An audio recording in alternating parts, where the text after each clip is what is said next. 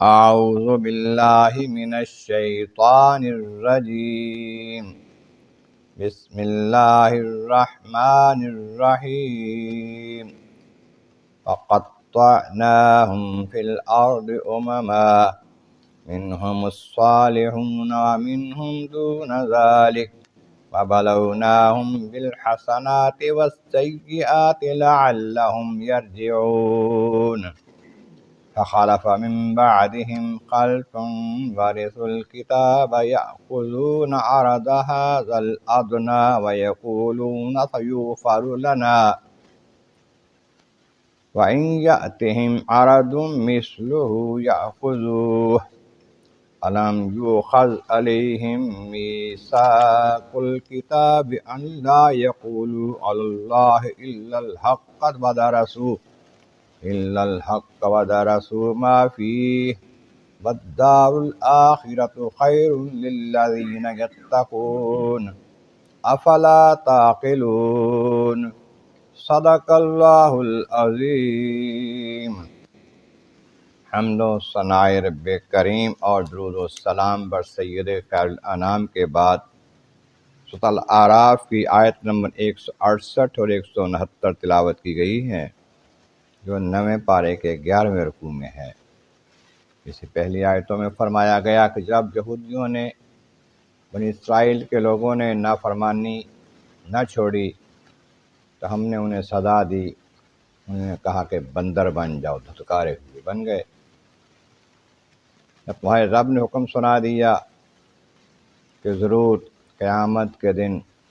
تک ان لوگوں پر ایسے لوگ نہ ہوتے رہیں گے، حاکم بنتے رہیں گے ان کے اوپر جو ان کو سخت تکلیفیں دیں گے،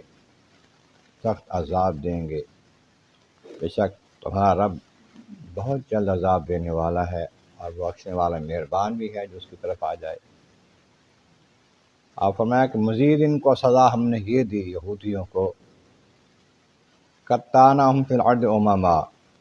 زمین میں ان کو متفرق کر دیا، گروہ گروہ کر دیا، کئی جگہ پر ان کو مختلف مقامات پر الگ الگ کر دیا، آپس میں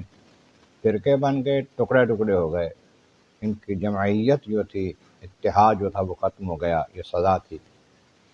اور ان میں سے منہم الصالحون منہم دون ذالک، کچھ تو ان میں سے نیکوکار ہیں جو ایمان لے آئے، پہلے اپنے نبی کی تعلیمات پر عمل کرتے رہے، جب نبی آخر زمان تشریف لائے تو ان پر ایمان لے آئے۔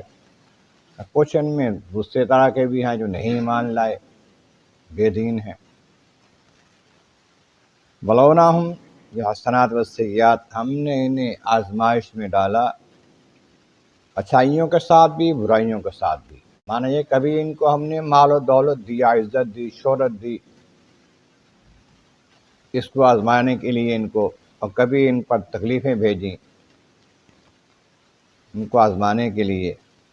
لعلہم یرجعون، کہ کہیں یہ رجوع لائیں، اللہ کی طرف آئیں، لوٹیں۔ پھر ان کے بعد فخلف من بعدہم خلف، ان کے بعد ان کے پھر ناخلف لوگ آئے،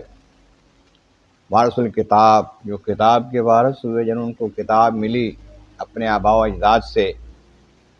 لیکن یاخذون عرض ھذا الادنی، اس کتاب کو پڑھا، سمجھا، جانا، علم حاصل کیا، پھر لوگوں سے مال لیتے، اس کتاب کے احکامات کو بدل دیتے، رشوت لے کر غلط فیصلے کرتے، کتاب کے مطابق نہ کرتے، اور اس پر نالاں نہیں ہوتے، اس پر پریشان نہیں ہوتے، اس پر یہ نہیں سوچتے کہ ہم سے غلطی ہوئی ہے، کہتے ہیں سیغفرنا، یقولون سیغفرنا، کوئی بات نہیں، ہمیں بخش دیا جائے گا، بخشے ہوئے ہیں ہم،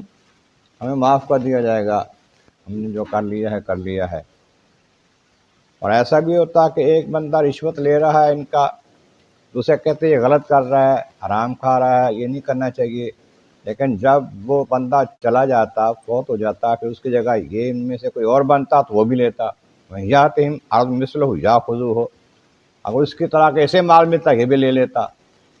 یہاں جیسے یہ حال ہے، ہمارا حال ہے،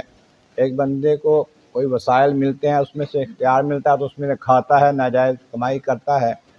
دوسرے کہتے ہیں یہ غلط کرتا ہے، کھا گیا اپنی باری سے پھر وہی کھاتے ہیں، وہ بھی کام نہیں کرتے۔ الم یؤخذ علیہم میثاق الکتاب ان لا یقولوا الا الحق، کیا انہوں نے کتاب میں عہد نہیں دیکھا، پڑھا نہیں ہے، ان سے عہد نہیں لیا گیا، وعدہ نہیں لیا گیا، اللہ تعالیٰ کے بارے میں اپنی طرف سے بنا کے بات ناجائز نہیں کہیں گے، اللہ تعالیٰ کا حکم وہی بتائیں گے، پیسے لے کر حکم کو بدل دیتے ہیں، اپنی مرضی کی باتیں بدلتے ہیں کہ اللہ نے یہ کہا ہے حالانکہ اس نے نہیں کہا ہوتا۔ درسوا ما فیہ، اور کتاب میں جو کچھ ہے انہوں نے پڑھا بھی ہے، یہ نہیں کہ ان کو پتہ نہیں ہے،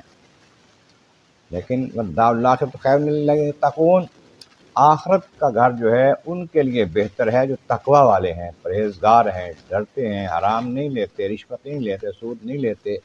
برے چیزوں سے بچتے ہیں، اچھائی کی طرف آتے ہیں، اچھے کام کے لیے کہتے ہیں، برے سے روکتے ہیں اور خود بھی برے سے بچتے ہیں، ان کے لیے آخرت کا گھر اچھا ہے، بہتر ہے، انجام اچھا ہے۔ افلا تعقلون، تو کیا اے یہودیوں تمہیں عقل نہیں آتی، تمہیں سمجھ نہیں آتی؟ ہمارے نبی پہلے بھی یہی کہتے رہے، اب بھی یہی کہا جا رہا ہے کہ تقوی کرو، اللہ سے ڈرو، اللہ تعالیٰ کے نبیوں کا احترام کرو، ان کی بات کو مانو، ان کے احکامات پہ چلو، لیکن تم نہیں سمجھ رہے۔ اللہ تعالیٰ کی بارگاہ عرض مولا کریم، محبوب کریم کا صدقہ قرآن کریم کا فہم اور اعمال صالح نصیب فرما۔ وآخر دعوانا ان الحمد للہ رب العالمین۔